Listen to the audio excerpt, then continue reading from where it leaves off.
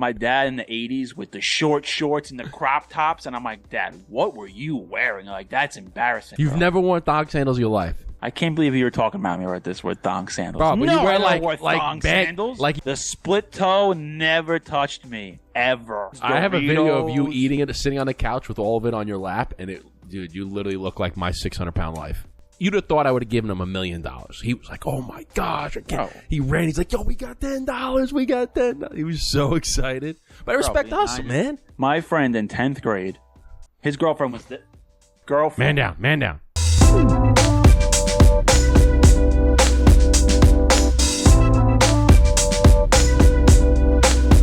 What's going on, everybody? Welcome back to the Burn Down podcast. Kind of in my kitchen. I'm Eric, Brother Cigar.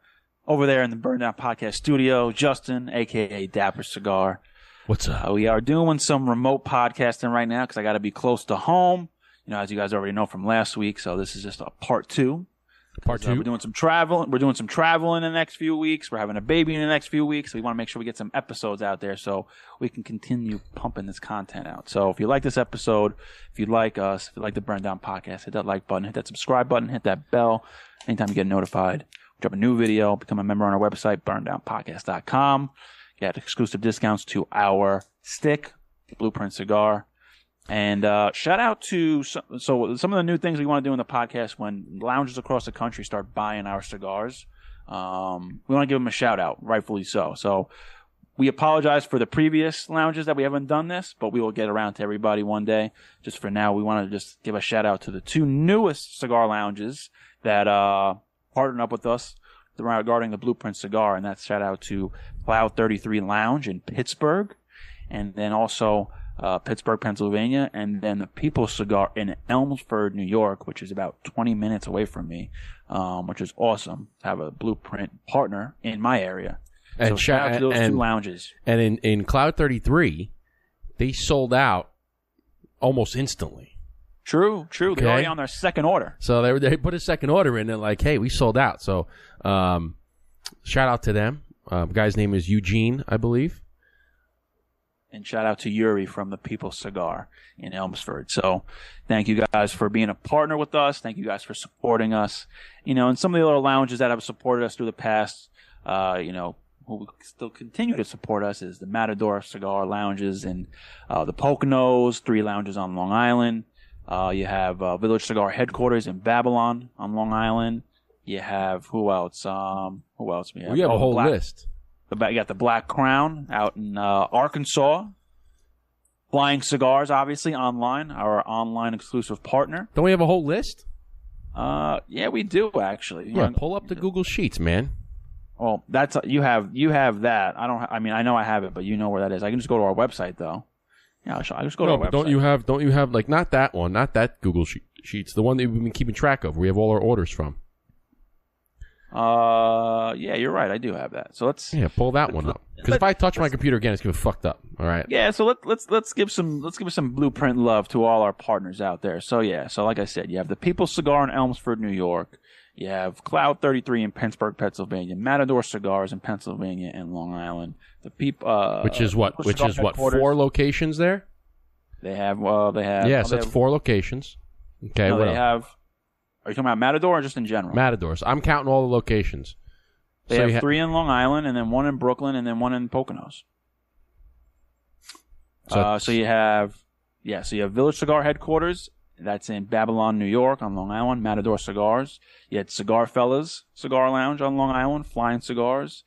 South Shore Cigar Club. Let's see, the Connecticut Shade, which is in Westchester, the Westchester Mall. Black Crown Social. Shout out to Walter in Arkansas. You have, who else here? That's 14 lounges right there. Oh, also a new Burn Down Blueprint partner. The Castillo Mobile Cigar Lounge in South Carolina. Shout out to Nick Brown. So that's 15 lounges right there. That's true. And now, don't we have some in Texas? We have El Leon's. They haven't purchased in a while, but they did purchase. El Leon Cigar Club or Cigar Company. El Leon Cigar Company. And I don't think there's any other in Texas. I know we've been sending a lot of samples, so Justin's been working really hard to get the Blueprint name out there. So I think he sent, samples to about 30 different lounges or so in the last 2 or 3 weeks. I sent a lot. So we hired Justin's sister. So let's talk about a couple of new things going on with the Burndown, right? So we hired an editor actually out in I always forget where he's from. Macedonia. Shout out to Nick. Nicola. North Macedonia. Okay, people don't know where North Macedonia is. It's on the other side of the pond. Yeah. Okay. And this is why you should always shoot your shot. Always make that one phone call. Always send that one email, because we get a lot of emails about video editing a podcast, editing shorts, reels, and as you guys know, for the last basically 5 years, we've done all the editing ourselves. Podcasts, reels, shorts, every single kind of video content that we made. So recently, we wanted to see what it would be like to hand off some of that responsibility to an editor. So Nick, one day just cold emailed us and said, "Hey, I'm an editor. I do this. I started my own cigar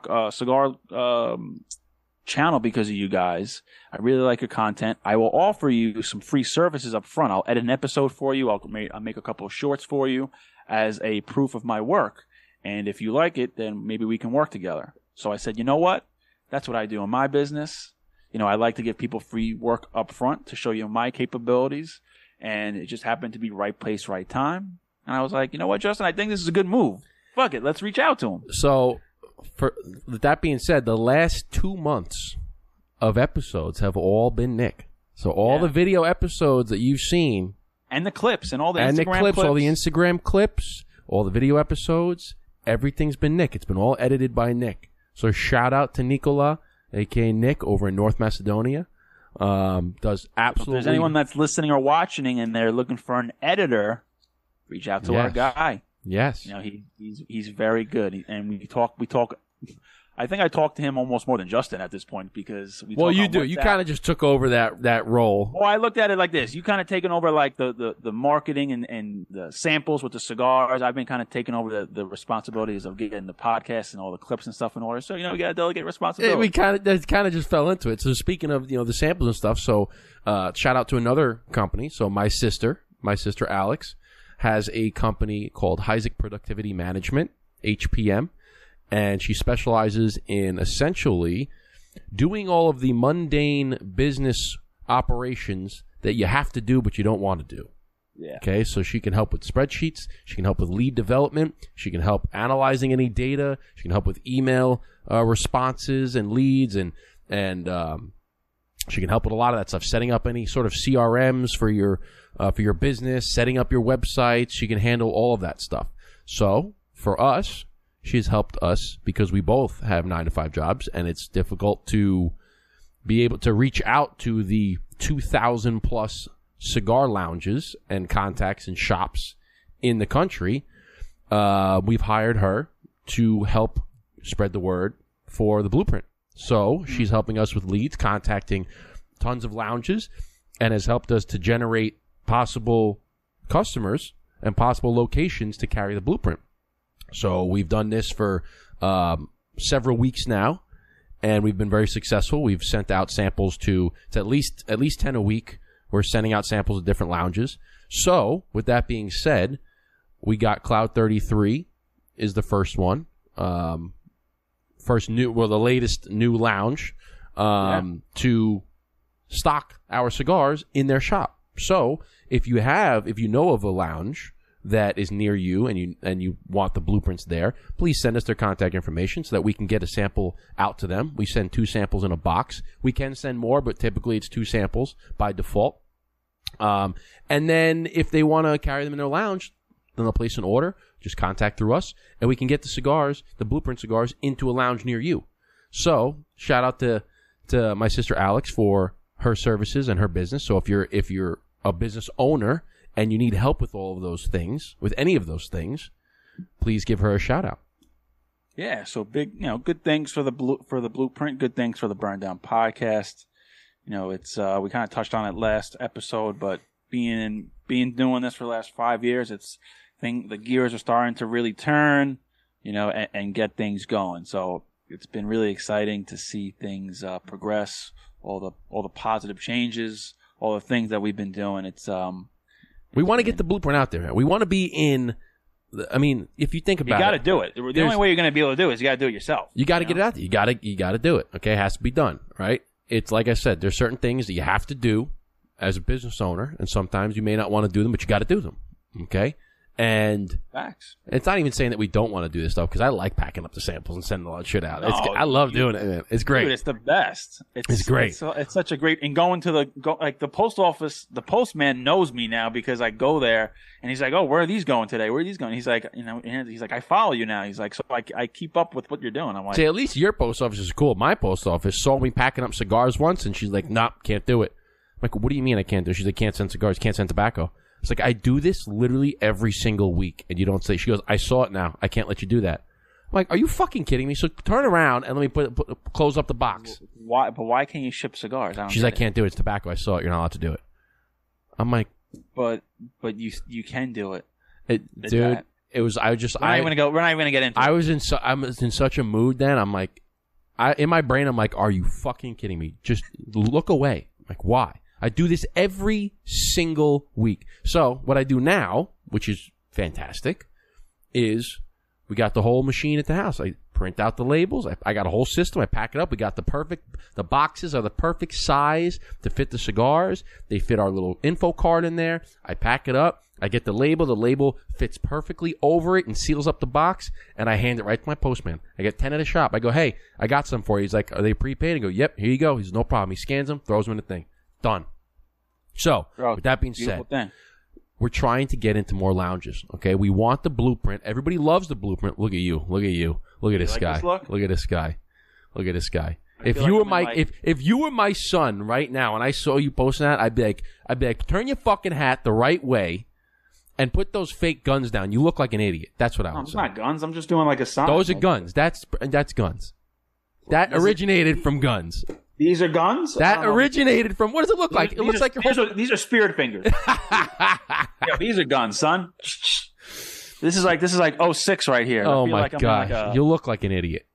What? I used to wear I did it not even on purpose. I used to just like throw my hat on my head, but because I'm righty, it wouldn't go straight. It would go a little bit like this. Bro, one of my best friends, this is during like the age of Southern hip hop, so like Little John, Usher, the South Pole Pants, Ludacris, all these guys started exploding, and all of them wore the Atlanta Braves fitted, and they always wore it like on the side. T.I. Oh my god, that looks so stupid. Oh, bro, there's pictures of me and my friend at Sweet 16s, bro, and he would wear like a white suit with a pink tie and like a white fitted, and he would have it on the side of his head. Bro. Oh, you probably look back now like, what the fuck was I doing? This is how I look back at my dad in the 80s with the short shorts and the crop tops, and I'm like, "Dad, what were you wearing?" Like, that's embarrassing. Now I look back at my pictures and I'm like, "Yeah, what was I wearing? Yeah. What were we wearing? This is so embarrassing." Dude, you remember the fucking they were like, they were like the choker necklaces for guys though. They were like the beads, like the surfer necklaces. Like the metal beads, yeah. Yeah, you remember those things? You wore those, bro? Bro, I looked back, I'm like, what the fuck? You know the ones I'm talking about, though? They're not like... I wore them and the way you hooked them on one of the two little... Yeah, and they were like really tight, yeah. I think I wore them in elementary school and with my Janko jorts. They were shorts, but they were really like capris. They were huge. Bro... I thought they were the coolest jean shorts ever. Like I had like this much ankle shown. Bro, you remember? I had a million pockets. Fuck, hold on. I gotta remember. You remember like the skateboarding shoes, like the DCs? Yeah, of course. Bro, I used to wear, and then you had to get the fat tongue, and you used to have the pants go into the tongue. I never wore those. I was more like one like Fat Farms, Adidas. What else? You remember the feeling of first day of school? When everything you wore was like brand new, you're like, I got a fresh fucking outfit. Bro, I went to Sachem, so everyone tried to be a little gangster. And that was the era of baggy clothes back then. Bro, I remember people would go to the flea market. And I remember like Dipset t-shirts, all pink and purple. People wearing bandanas. like the big thing in like 9th and 10th grade on the first day of school, people would wear like the Pink Panther. The Pink Panther, but like he'd be iced out. He'd be wearing holding like a gun and some shit. And so I'm like, stupid. So stupid. You think my dad would ever let me buy that shit? No, my dad's like, no. Dude, you remember wearing like, I don't know if you ever did this, but in the summer when it was like a cool summer night, you go hang out with your buddies, you'd be wearing like the baggy, like almost maybe ripped jeans. It might even be ripped jeans, but it was like baggy jeans, and you wear them with the thong sandals because it was so hot, so you didn't want to put. You ever wear those?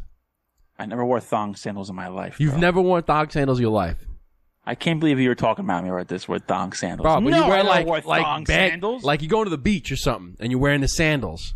Never. Oh, you never, dude. The split toe never touched me ever. You've never, ever. Never. I always wore slides. See, it's funny because I wore the thong sandals like if I was going to the beach. But if I was playing basketball, it was slides because I would wear socks and slides, and then I always thought the thong sandals looked like those are for girls. I wear the Adidas slides. Those are where I would call them flip flops, but everyone calls them slides now. But yeah, I used to wear. What was a clothing store on Long Island? Is that Bob's or the clothing store? Yeah, it was all on Long Island. It closed a few years. Was it called Bob's? No. Dude, I remember. You remember? What the hell was it called? Was it? Steve? Remember? Was it Steve Madden? Was that the place? Steve Madden? No. What the fuck was the place? I think it was Bob's Clothing. Bob's Furniture Store. But there's another Bob's. No, there's another store that used to get all of like the Letterman's jackets. And you can get the Starberries from that store. Was it FYE for your entertainment? Oh yeah, look, dude, you don't remember Bob's stores? No, Bob's Furniture Store. No, Bob's stores. No, I remember Bob's Furniture Store. No, it was called Bob's. And but do you remember the one I'm talking about? It used to be in like the Broadway Mall. We used to go in and it was right next to like FYE where you can get the CDs and all that stuff, but you used to go in and get all of like the Letterman's jackets. You can get like a Syracuse jacket. And you used to be able to get the Starberry shoes in there. Oh, dude, I used to. Do you remember that? You remember that store? What the fuck was that store called? No, I don't remember. Oh, what the fuck was that store called? You want to talk about bro? You want to talk about Starberries, bro? I'm gonna look it up. I'm gonna I wore Starberry shoes, Starberry tracksuits. I wore Starberry everything. People don't know what Starberry is. It was Stephon Marbury, the basketball player's very cheap clothing line and shoes, and it was a really quick fad, but it was hilarious. Are you there, Justin? I'm here. Can you hear me? I can hear you. You're just frozen again. Every time I open up the fuck, I can't even. Stop opening up your computer. You need tell your company you need a new work computer. Oh, you lost my camera? No, you're just frozen. Yeah, I don't fucking know. Stop. Let's try it open. Let's try it again. Oh yeah, okay, you're restarting. So stupid. If I try to dude, this computer's shot. But anyway, I forgot what it was called. It was for your entertainment. Was it the Matt Steve? What, FUBU? No, I can't remember. It was in Broadway Mall. It was a store I used to go into all the time, and I used to get those. You can get you can get jerseys. You can get any college related university. I used to in high school. There used to be a website in China, and you used to get their authentic Mitchell & S and authentic Nike basketball, football jerseys for like a fraction of the cost what it would cost here. I used to buy. Yeah, everything. That's where I got my Giants jersey. They closed down. They don't have it anymore. Oh, my one buddy used to buy them and then sell them out of the back of his trunk of his car. Like he was a drug dealer in high school. Like he would, he'd be in the parking lot, he'd have boxes. He would have old school Mitchell & S basketball jerseys, and he would have up to date Knicks, Bulls, whoever was playing around that time. And this kid used to sell Snapples out of his backpack with ice in it and make his girlfriend carry the backpack. Dude, that sounds like what's his name? It sounds like Lil Bow Wow in Fast and the Furious. Bro, but I have a jersey from that China website. It's it's a Giants jersey. It's a Cruz, Victor Cruz. It's half home, half away. You might have seen the jersey. I remember that one, yeah. Dude, you can't find it anywhere. Every time I wear that jersey, people are like, yo, it's a sick jersey. Where'd you get it? I was like, you can't get them anymore. They don't make it. The site's down. So many people love that jersey. I always wondered if my money was going to be stolen, but they always came through. They always came through. But bro, My friend in 10th grade, his girlfriend was his girlfriend. Man down. My mic was down. Can you hear me? By the way, that's a sick little mic from Amazon for $30. Bro, it gets a USB mic. Gets the job done. Fucking works great, man. His girlfriend was this big, the size of my pinky, right? This little, yeah, she like soaking wet. Turns sideways, disappears. Yeah, soaking wet, like 90 pounds, right? And he was a big kid, like not like fat, but he was, he was built. He played football, and he would have this big ass backpack full of ice with Snapples in it, and he would sell them for like $1. Man. Bro, he is. He still is to this day. He moved down to the Carolinas, and he's doing well. But speaking of that mentality, speaking of hustler, there's a quick little story. So, my wife comes home from work, right, and I come outside to meet her in a car, see if she needs help getting inside with any stuff, and she goes, "Hey, there's a couple kids down the block selling lemonade. You want to go get some?" I'm like, "Yeah, absolutely. Let's go get some." So I walk down the block, right, and there's these two kids, and I said, "Hey, so what are you guys doing?" They're like, "Oh, we're selling some lemonade, and we have some free fruit if you want some fruit." I was like, "All right, sick." I'm like, "Let's get some. We'll get 2 lemonades, please." And she's like, and he's like, "Yeah, you can get any fruit you want." He had like strawberries and watermelon stuff. So I got some fruit, right? These 2 kids look like, honestly, they look like twins. And they go, do we look alike? I go, "Yeah, you guys got to be brothers." They go, "No, we're just best friends." But they look spitting image. I go, "There's no way." But these 2 kids, they're hustling. They're selling lemonade. So I'm like, "What are you guys doing? It's really hot." He's like, "Yeah, we were inside. We're bored. We figured, we'd sell some lemonade. We want to, see if we can make some money." I'm like, "I respect that." It's like, "I respect the hustle, guys." I'm like, "How much is it?" He's like, "It's only $1 for a glass of lemonade." I'm like, "All right, we'll take 2. So $2. And I hand him a $10 bill, and I was like, "Here, you guys can keep the change." He looked at the $10. He was like, as soon as I handed it to him, I was like, he's like, oh my God, look, we got $10. We got $10. He was so. How old were they? Oh, maybe like less than 10 years old, probably. Oh, yeah. But they were like, "Oh, my God." He ran to his buddy. He's like, "Yo, check, thank you so much. Thank you so much, you guys. Thank you." I was like, "Yeah, no worries. $1,000 right there." I was like, I respect the hustle, man. I respect the hustle. Bro, do you remember shoveling driveways for like $20? Dude, hell yeah. Bro, you walk home with a couple $100 in your pocket? Dude, these kids loved it. They were like, you'd have thought I would have given him $1 million. He was like, "Oh my gosh." He ran. He's like, "Yo, we got $10. We got $10." He was so excited. But I respect the hustle, man. You got to respect it. Being 9 years old and getting $10, with inflation, it's really like $5 now. But back in the day when we got $10 when we were 9 years old, that was like $100 right there. Bro, I used to do that. I used to sell. I used to sell Pokemon cards, bro. In elementary school, my mom gave me this old school it was like a tin box, and it had like the drawer, like the cash register drawer. So I had money for the dollar bills and change. So whatever reason, I would just put change in there anytime I get it. And then I don't know how this started, but in elementary school, there was this thing where people started throwing change at us on the table, and we always fight for it. So like you had the cafeteria right on this side, and then this was the hallway right next to it. But in the hallway, that's where they sold the snacks. So after lunch, if you want a snack, a bag of chips, cookies, whatever, you have to go in the hallway and line up. So, and we were the table when you would buy the snacks, you'd come out back into the cafeteria and we're that first table. So for whatever reason, we convinced everyone to always just start throwing their change at us at the table, and we'd always like fight for it like hungry hippos. Like, ah! And bro, I would come and after the end of the week, I would collect a couple of bucks. And I was like, I don't know, 4th, 5th grade, and I thought I was like the richest kid ever. I was like, "Yo, I got $4 this week. I'm loaded." That's funny because we used to do that in. So I had to walk to school when I was a kid, and when you get my middle school, my high school, right next to each other.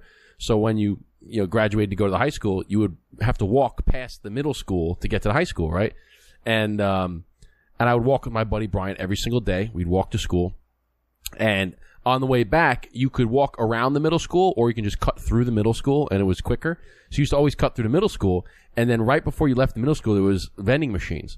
I used to always, like every day, on the way back from school, you'd stop in the vending machine. I used to get hot fries. Remember hot fries? Oh. You used to get hot fries, and then you would have like another 15-minute walk home or 10-minute walk home. So you used to eat the hot fries on the way home from school. We used to do it every day, man. Oh, dude, and we built up like fries. And it's funny because we built up like it was like a running tab that we just never kept track of.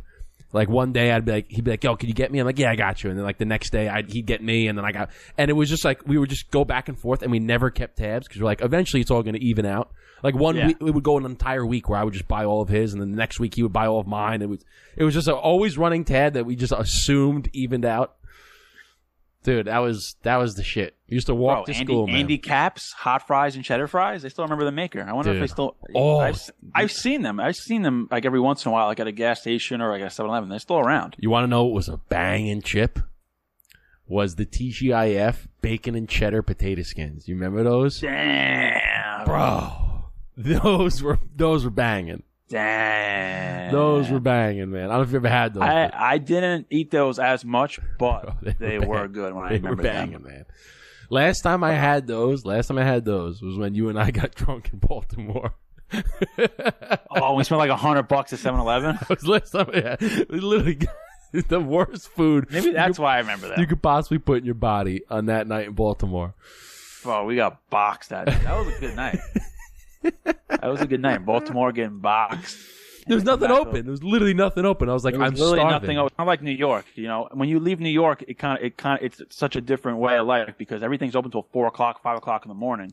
And we spent $100 at 7-Eleven. You go to different states and they think it's closed at 12 o'clock, 1 o'clock, and you're like, where the fuck do I go to get food? And we went ham at 7-Eleven. Bro, $100 at 7-Eleven. Fast Breaks, Snickers, Sour Patch Kids, Doritos. I have a video of you eating it, sitting on the couch with all of it on your lap, and dude, you literally look like my 600-pound life. Oh, I got it. Oh, we got to play that, bro. You were, dude, because you had literally every. You had like two bags of chips on top, a Snickers bar. You had like an ice cream thing in there. You had fucking candy. You were just sitting there, just eating it all. Woke up the next day, I'm like, how you feel? Like fucking terrible. Bro, we crushed that. Did you get a taquito thing too? Did you get those? I feel like you did. Oh, we got it all. We got a fucking bunch of hot dogs, taquitos. We got everything. Bro, nothing the best being 20 years old and having no diet restrictions and just eating whatever like Applebee's was like everyone's Friday night in high school. Like we went 2 for $20 and you would get so much food. Like I don't think they do that anymore at Applebee's. I haven't been to Applebee's in a million years, but like you get 2 entrees for $20. And you get half off apps. Like you were just crushing life in high school at Applebee's. Bro, good times. But listen, that's going to do it for us here on the Burnout Podcast. Okay, I hope you liked that little shooting the shit episode, little back to the high school days. But listen, we appreciate you guys. Thank you to all of our newest lounges to pick up the Blueprint, Cloud 33, and the People's Cigar. Thank you. And thank you to everybody else that have picked up this Blueprint over the years. If you like this episode, please hit the like button, hit the subscribe button, hit the bell. We drop a new episode every single Friday. Okay. And if you're listening to this, give us a 5-star thumbs up, the highest rating you can. Share it with a friend. We certainly appreciate it. I'm the Dapper Cigar on Instagram. That gentleman is Brother Cigar on Instagram. And together we are Burndown Podcast. Check out our website. Okay. And if you become a member, we give away all all Burndown Podcast merch and cigars and accessories and all that stuff every single month. Okay. Speaking of which, we have to pick the June one and the July one. And you also get discounts to our cigars. Okay. So be on the lookout for that. Check it out. We love you guys. We appreciate you guys. And that's see you on the next one. Cheers. Chin chin. Salud.